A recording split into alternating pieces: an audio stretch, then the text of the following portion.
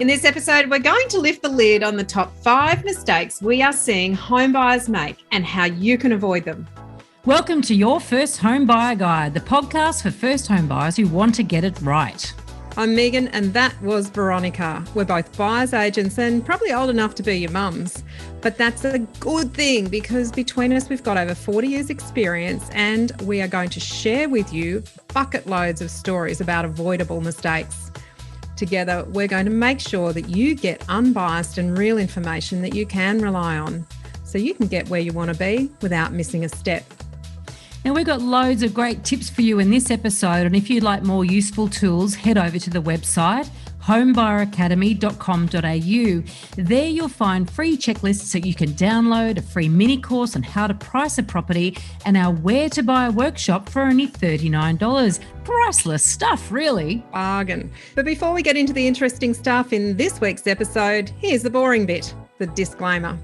You, of course, know that nothing in this podcast is to be taken as personal advice. We always recommend getting the advice of an expert in their field of expertise.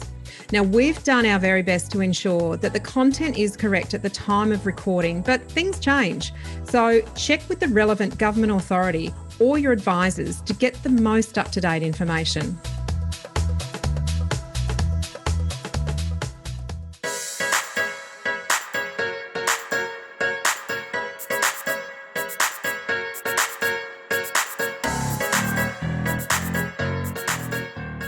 Today, we're spilling the beans on what people are doing wrong in a rapidly rising market. Why are we doing this? Well, because we want to open your eyes and stop you from making these same mistakes. But before we do that, behind Megan, if you're watching the video, is a funny-looking house or a pair of funny-looking houses. I suspect somebody's made a mistake if they bought these buttons.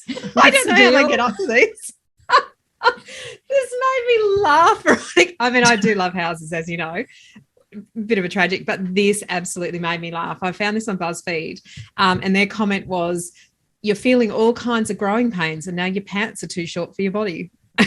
So what they look like is a little pair of country chapels on each one stilts, like Big Bird long legs, which are slightly crooked, and also like they look like they're built like they're walking, like they're built on a median strip, like between what you say a service road and a highway. And a highway. Yeah, hilarious. But are they I don't know if homes? This was. I can't tell you much about it. It was literally on BuzzFeed, so I don't know the background to them. But yeah, a little bit of fun for the day. Yeah. Okay, so back to our 5 mistakes. And so 2021 was hot, red hot property market. And whenever the market's hot, we see people doing a series of crazy things as we enter into 2022.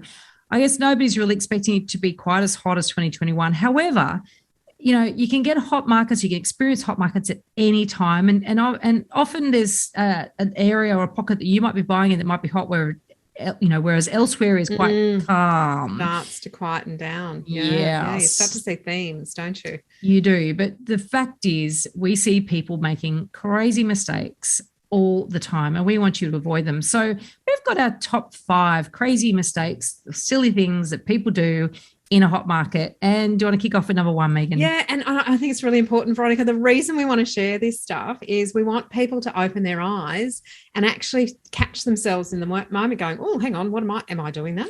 Yes. And it's not unusual. What we're saying is these things are not unusual. This is actually quite common behaviour and how people react to difficult situations. So in this case, the difficult situation is a rapidly rising market. A lot of people have a fear of missing out, the old FOMO. So these are the things that we want you to catch yourself thinking or doing because your awareness is raised. And when your awareness is raised, you can be a lot more strategic in your thinking about how you do your home buying. So let's go into it. The first one is that some people delay the decision to enter the market in hope that it will actually go down. Now, this is not unique to first home buyers. This is not unique to home buyers either. It's unique to every buyer who thinks that they can time the market. It's normal human reaction to a situation where you feel out of control. Let's face it, in a rising market, particularly a rapidly rising market, nobody feels in control. No buyer feels in control. Mhm. And when we don't feel in control, we want to try to control things. And if we think we're going to be in control of the timing, well, A, we are sorely, sorely mistaken. And B, it makes us feel better, even though we haven't bought a home. So at the end of the day, we always have to focus on what's our big goal here. Our big goal is to buy a home. And if you've been listening to this podcast long enough, you will know that we don't just advise you to go and buy any old home. You've got to be careful. It's not about getting in. No, It's not about getting in at all costs. Yeah. So I guess the flip side of that is, we're saying people make the mistake of delaying entering the market in hope that it will go down. But the flip side is that getting into or rushing into it just because you don't want to miss out, that's also the flip side of this mistake. It could almost be a category in and of itself, but we decided on 5, and so it would have been that would be number 6. Yeah. Let's stick to number 1. So delaying entering the market in hope it will go down, you might get lucky, right? You might, because every sort of one of these little booms, it does have a peak and then things come off the boil a bit. Very rarely, unless you've bought into a mining town in the early 2000s, where basically they went on and on and on, fueled by investor activity. There are some really highly risky areas where absolutely people have done their money, but most areas, particularly when you're buying a home for yourself and you're not being speculative and trying to sort of hotspot and beat, time the market. Well, and join in and on some investor fad, right? But if you're buying a home in an area where there are lots of other people that also live there, the markets will rise. And then when the peak hits, they'll come off the boil a little bit, but they very, very rarely go down to where they were, prices I'm talking about, when the boom started. And I think that's the thing. That is such a good point, because we're not talking about, for some people, they're talking about maybe a 6-month or a 12-month delay. They're not talking about a 10-year delay. And often those bottoming of markets, if you like, or when prices are at their lowest, and the peaking of the market, or when prices are at their highest, there can be a lag of 5 to 7 years sometimes between those peaks, although we often see that they're getting shorter and shorter. And taking X factors into account, that there's a whole module on this sort of stuff in the course. But yes, delaying entering the market by, say, 6 or 12 months or 18 months is going to be very difficult to time a downturn, and you'd actually have to wait longer for the downturn to take effect in pricing. And it's been our experience when we do analyse these sorts of resales of properties that do suffer downturn after market peaks, is they're usually B and C grade properties, and they're usually the first to suffer a downturn in pricing because the push and the popularity or the demand for those B and C grade properties evaporates first. Whereas demand and push and the scarcity that sits around A grade properties, that outlives market downturns. So it then almost creates a multi-level market of downturn. It absolutely does. So I think that's really important, number 1. When you're ready, particularly as a first home buyer, because you think about it, you have saved your deposit. When you're ready, you need to get active and look for the right property and get into the market with the right property. So don't let FOMO drive you. That's number 6. But it's a flip side of number 1. The flip side of number 1. Don't let FOMO drive you. But when you are ready to delay, given how hard it is to save a deposit, when the market is rapidly rising, your deposit can become not enough again very quickly. So it's a reason to act decisively and use the time while you're doing that, all that saving and that hard work to do your first home buyer guide course, for goodness sake. Get yourself educated so you can hit the road running. Yes, hit the ground start climbing running. the mountain. Start climbing the mountain with intent. Start mapping out your pathway. And that leads us into point 2, which is actually taking too long to make a decision. And there's actually a couple of facets to this. It's not just about taking too long to make a decision to buy a property. There is a lot of work you have to do and a lot of preparation and a lot of things that you need to get behind you before you make a decision to actually commit yourself to buying a property. But then there's the decision to commit to an individual property once you're in that process of looking. And if you take too long in a rapidly moving market. And we're talking about multiple buyers making multiple offers on properties when they first list. Now, their auction campaigns might have a set period of time from the time that they list to the time that the auction is set. But in Brisbane, particularly at the moment, and we're sitting at the start of February 2022, in Brisbane, an auction campaign can be pulled at any point in time if the owner receives an offer that they are prepared to take. Now, usually that offer has to be cash unconditional and on auction terms and no cooling off period. But I would not be thinking as a buyer or letting yourself think as a buyer that you have 4 weeks to make a decision about a property just because it's going to auction. Veronica, are you seeing that in Sydney too? Oh, yeah, absolutely. And so in Sydney, yes, you can. And in fact, not only will agents at times sell a property early before auction, we call it prior to auction, to a buyer that has made a good offer. It might be that you even have an auction scenario, an auction happening on the end of a telephone, and you're not even seeing what the other buyers are offering. You buy under auction conditions. In Victoria, it is a bit different because in Victoria, you can only buy under auction conditions if you're not actually at auction. So I think it's 3 days before or 3 days after the auction. And so their rules are a little bit tighter around that.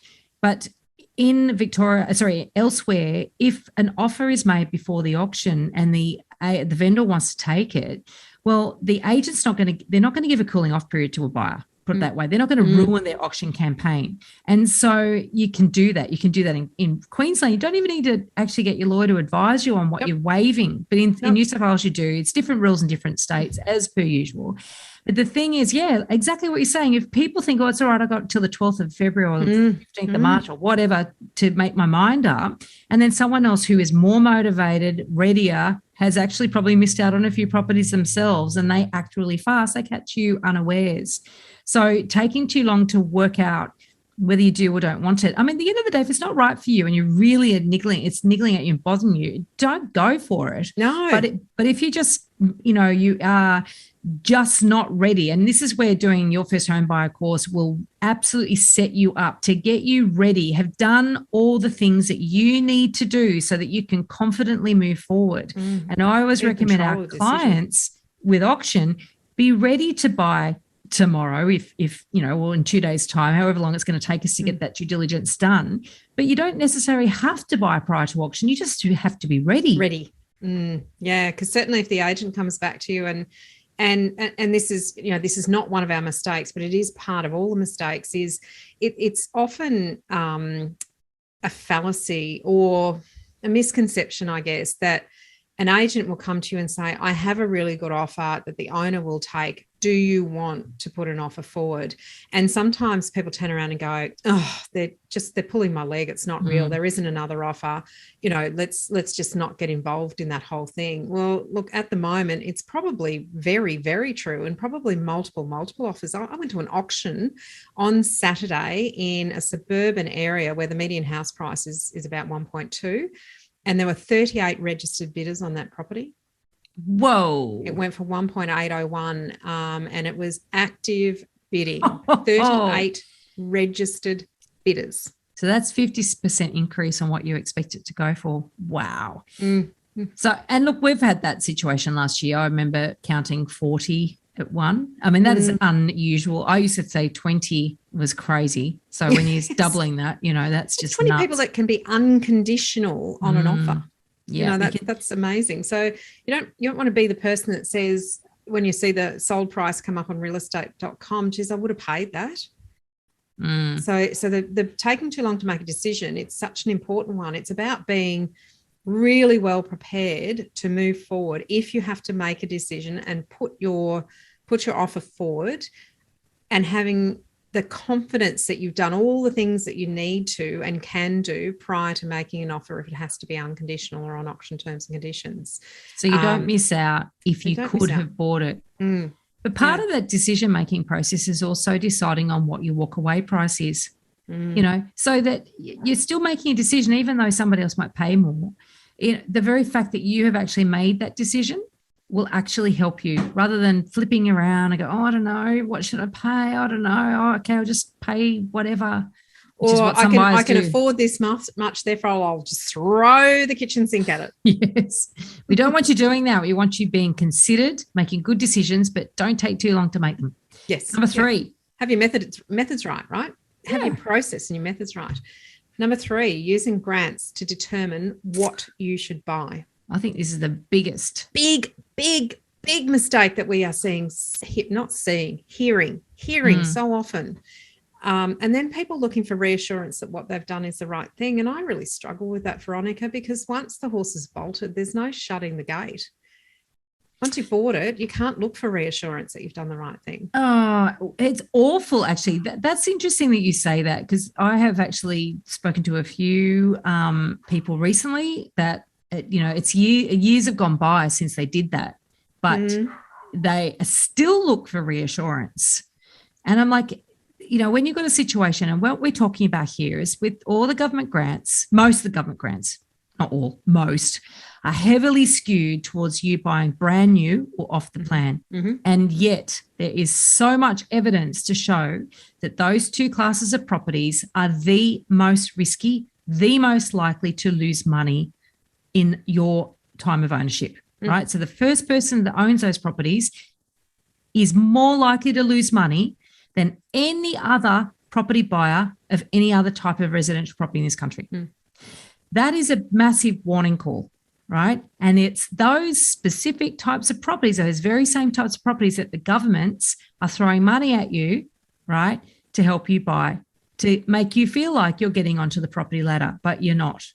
And if you go back to some of our early episodes, we talk a lot about why grants should not be the reason that you choose a certain type of property. And largely it's because grants are actually, and particularly during the COVID period, they're about stimulating the construction industry, not necessarily supporting first home buyers to get into a quality property. It was to get into any property, but also stimulate the construction industry at the same time. So very important that you understand that just because a grant's there doesn't make it a good property. We've got an episode coming up, which is case studies around people that have lost money buying this sort of property, and it's really a warning call. The other thing that we have coming up is, I think we need to do a little episode on some of these deposit accelerators, because there's businesses coming in startups coming into this space because they've recognized that there's a real issue with affordability for housing in this country, and that saving the deposit is the biggest challenge for a lot of first home buyers. Absolutely. And there's some solutions that are probably going to be fantastic, and there's others that are not. And I've already spoken to somebody who's behind a startup that's got one that it also encourages it's only available for people if they buy brand new or off the plan. Actually, it's off the plan, not even brand new. So therefore, these are warning signs. Anything that makes you have to buy a certain type of brand new property, basically, or off the plan in order to qualify, run. Number 4. Think very, very carefully. Run fast. Okay, Don't run carefully. This is so important. Okay, I mean, all of these are important, but being too fussy or compromising on the wrong things. Now, human nature is we often like there's a couple of different types of people, right? With home buyers, we know this. We've spent 20 odd years working with people who are buying their homes. And some people sit down with a spreadsheet that have 47 criteria on the spreadsheet. And those criteria have been rated in terms of importance. Rated And weighted in terms of their importance. So their life is ruled by this spreadsheet, and they're very, very unable to overlay reality because the spreadsheet is defining their search criteria and their responses. Computer says no. Computer says no. So if you're too fussy and your spreadsheet has too many criteria on it, then you're looking for the unicorn, and we've spoken about the unicorn, or you're looking for the needle in the haystack, and a rapidly rising market is not the place that you can hold out for the perfect property. Nor is a general market, because unless you build it yourself and you have an unlimited budget, even people who have unlimited budgets don't really always get what they want. There'll be something about the land or the neighbours or the, multi-million-dollar budgets. They're always compromises. always compromises. So if you are too fussy, then you actually end up almost forcing yourself into category 1, which is delaying entering the market because you're looking for something that isn't going to exist. But then on the flip side of things, if you're going to compromise on the wrong things, just because you've missed out, you're desperate to get in, you're worried that prices are going to go past you, your colleagues have already bought, so it's time that you got on with it, and you're sick of it and the processes and the agents, and just get it off my plate. That's potentially compromising on the wrong things just to get the deal across the line. Giving up. So, It's giving up. Giving up. That'll do. Don't care. Just buy it. It was it act in haste, repeat in, was it repent in leisure? Act in haste, repent at leisure. I bungled that one up. No, it's not in my.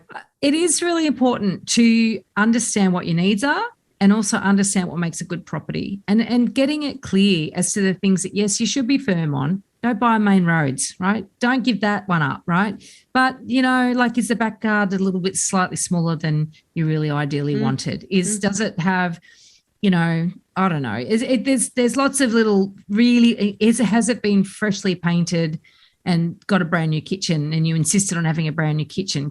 Really, I mean, there's things that you can fix in properties. Fix that one. Yeah. As opposed to, and it's being able to see that, as opposed to basically saying, oh, yes, I'll buy this rundown shed which has got termites all through it, riddled with asbestos, because I've given up. And then the bedroom's too small to fit the queen size bed in. Yeah. There are compromises that are okay, and there are compromises that aren't. I remember purchasing one property before I was in real estate, and I was absolutely, thinking about having children, and would that house work for young children? I was 24 when I was looking at this place. I lived in that house for 2 years before I upsized to the next one. I didn't have children until I was 36. So yeah, get real. My list of compromises were wrong for property. Yes, and that's the thing too. People say don't compromise. You got to set your checklist, and you got to stick to what's important to you and all that sort of stuff. And don't give in and your 48 things. And it's like, what, you could be running around with your checklist and you'd be doing it in 10 years and you still won't be getting a property. Yeah. And your life stage would have changed, and your needs would have changed, and your list would have evolved. But if you're continually sticking to the list and unable to compromise on it, then you're still not going to buy a property. So it's often people come to us with a very long list, and by the time they've gone through 3 or 4 months of the journey, if it's taken that long to find a good place, or for them to go through the journey of discovery, it might come down to 4 or 5 very key things that we've worked out. Absolutely, this has to be in the mix. And those other things, if we can somehow create or recreate those things, then we know that they're the things that we can compromise on. That is a bit of a journey, and sometimes you need a sounding board that helps you work through those things, particularly if you're a couple, because couples often don't realise what they do and don't want until they're actually confronted with making a decision about something. I didn't realise that you wanted to have a shed and tinker. You've never tinkered before. Well, I'd like to have a shed and I'd like to tinker. Yeah, never tinker. You're fooling yourself. That person won't tinker.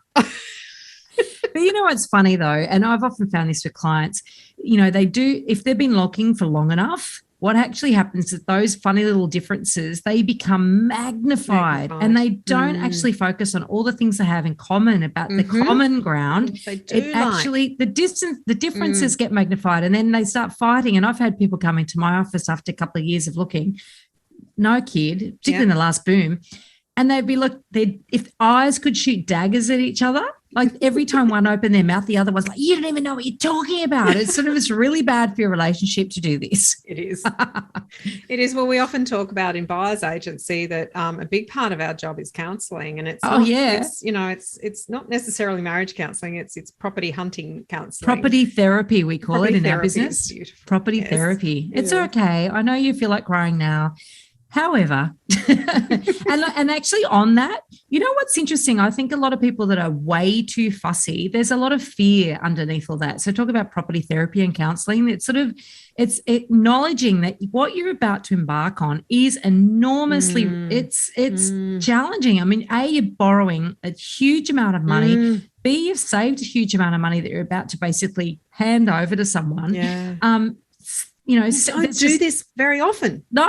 Most people don't do this very often in their life.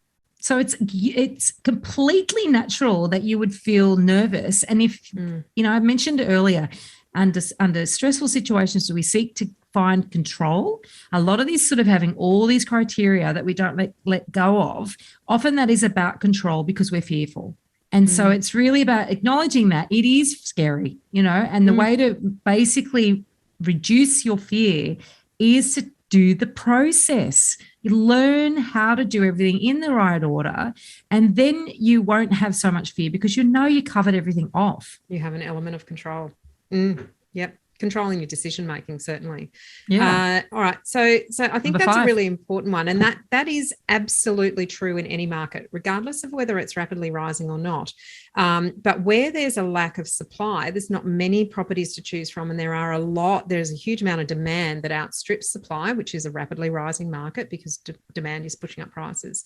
When you're in that situation and you are trying to find that needle in the haystack, that's where you actually have to sit back and take a very, very long, hard look and say, am I actually putting myself out of the market because of the decisions that I'm making?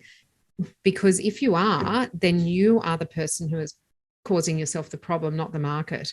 And people often say, oh, look, we just haven't seen what we want yet. Well, that's actually because you're setting the bar too high, and it's not because the market isn't producing it, because I'll guarantee you if you built a house, there would be things about that house that you didn't like because you hadn't anticipated. So you can't even often create perfection.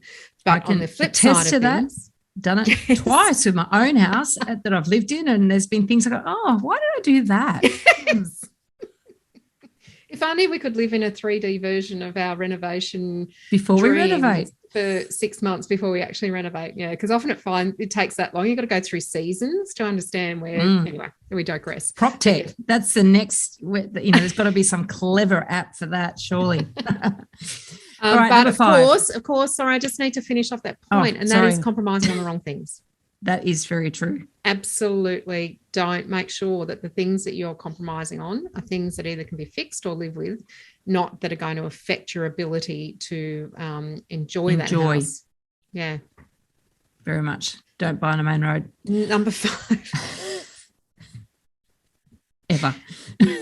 Number 5.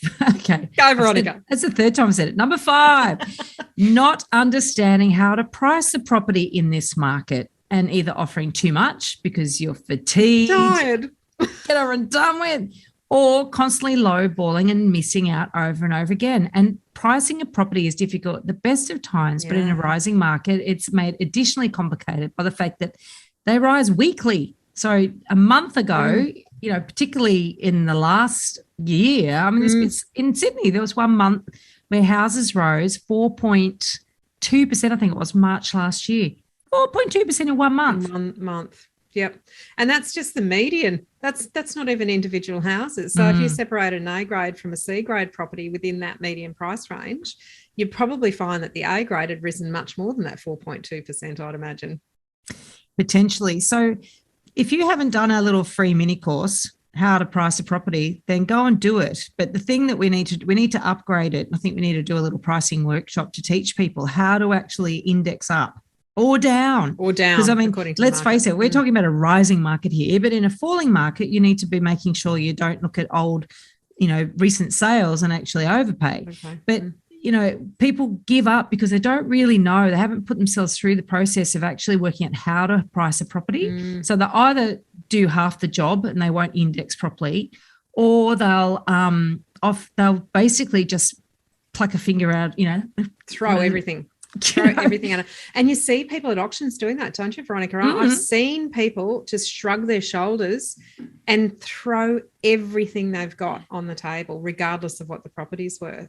And in normal markets, those people are called wood ducks by agents, because a wood duck is very rare. And it's often said when an extraordinary price is achieved, they're a wood duck. They're a person who's either missed out on something else, or they've got a life event that's happening that has put so much time pressure on them, they just don't care.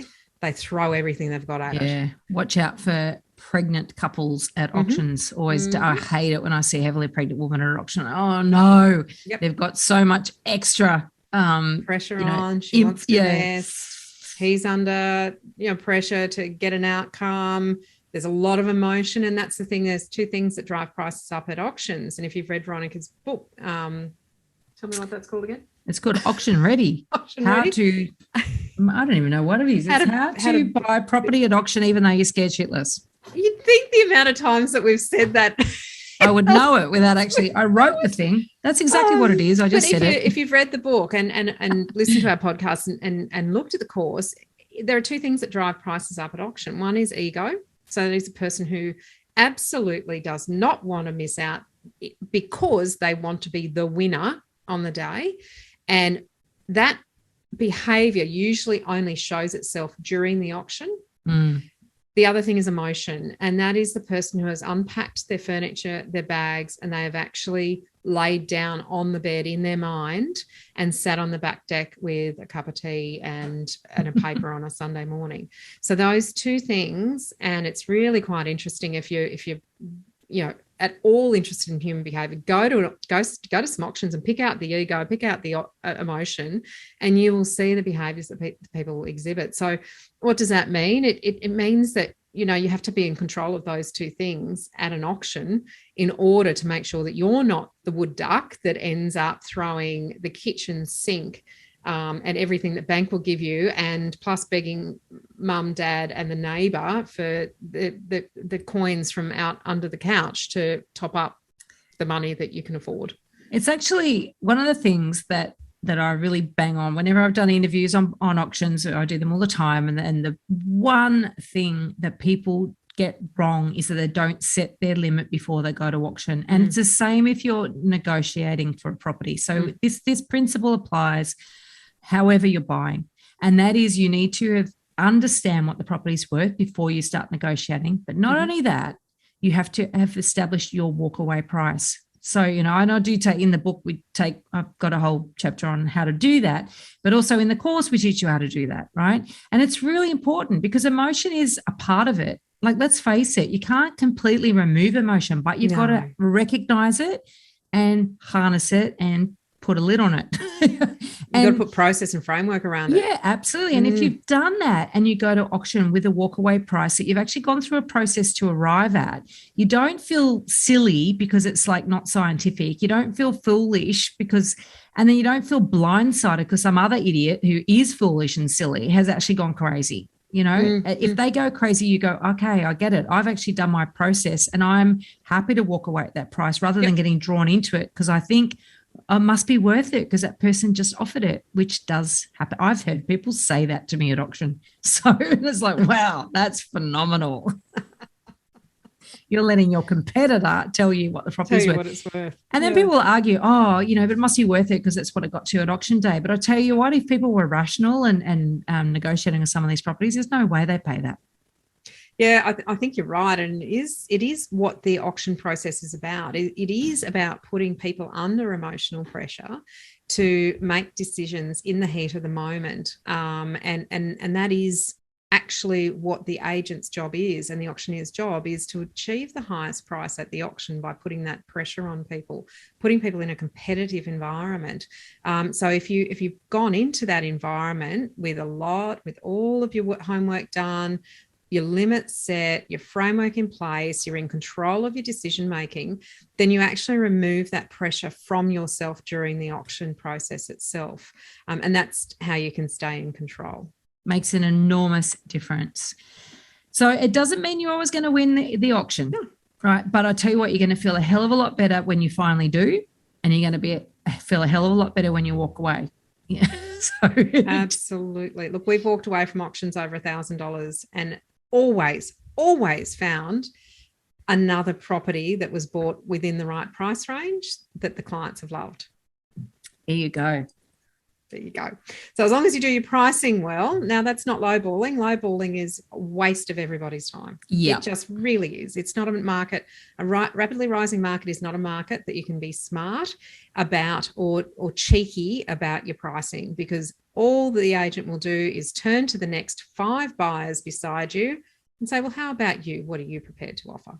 And that's not going to put you in favor at all. It is really important to have mutually beneficial, respectful relationships with agents, because they are your conduit to the owner, and the owner is the one that makes the decision about what price they're going to sell the property for, and ultimately whether that's you or not. So all of those things, the mistakes, everything else, I think everything that underlines that is you still have to work really in a very interactive way with the agents through the process.